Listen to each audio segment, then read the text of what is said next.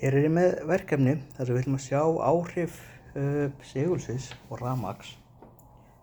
Og hér er ég búinn að vefja nokkra tegundar spólum í svona hringi. Og ég ætla að setja svona járnflyksur hérna yfir.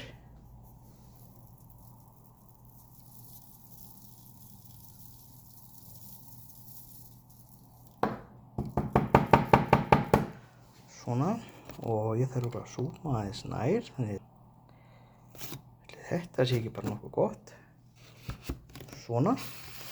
Svo er ég hér með einangrandi spennir, en hann er nauðsynlegur að hafa einangrandi spennir því að þá slær ekki út hjá okkur í rafmagnstöflu. Það skiptir máli. Og í þessu er ég með AC rafmagn. Ég er sem með riðströms rafmagn í þessu. Og nú prófa ég að tengja hér yfir.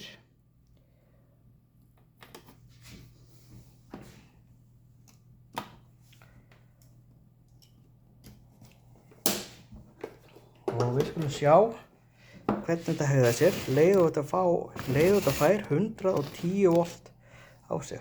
Og sjá hvað gerist. Þá sjáum við hvernig segulsviðið fer hring í kringum rafmagnið. Nú, við getum prófað að tengja þetta við aðra hluti.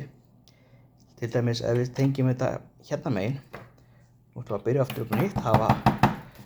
Við þurfum að hafa hérna heitt borð. Svona. Bætum aðeins við. Setjum aðeins meira.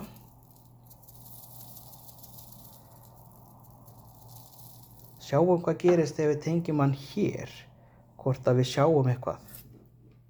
Þá tengjum við hér og hér, og ég vil taka fram að ég er bara með þetta í mjög stutta stund. Ég sem bara kveiki og slökkvi því að athöfnin eða hreyfingin á segulsviðinu hún er búin.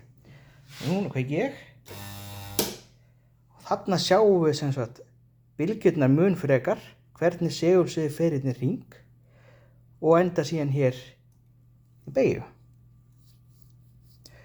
Annað sem við getum gert er að við getum líka við getum prófað, en ég er ekki viss að mun endilega virka. Við skulum prófa að hafa þetta á þennan hér og spurning hvort að, nei, við komum honum örugglega ekki fyrir. Það verður of mikið áhrif að hafa segulsviðið hérna með. Hér skulum við sjá hvernig segulsviðið ýtir áfram og fer í þá svona hring hérna. Þannig hérna skulum við setja aðeins meira af þessu járni. Þetta er bara málmar sem ég tók af grunndeildinni, af hérna strákunum hérna niðri og fann það sem var segulmagnað af þessu, bara með segli. Þannig bjó ég til þetta duft. Og eins og ég, höfum þetta bara í mjög stuttum tíma og nú kveiki ég.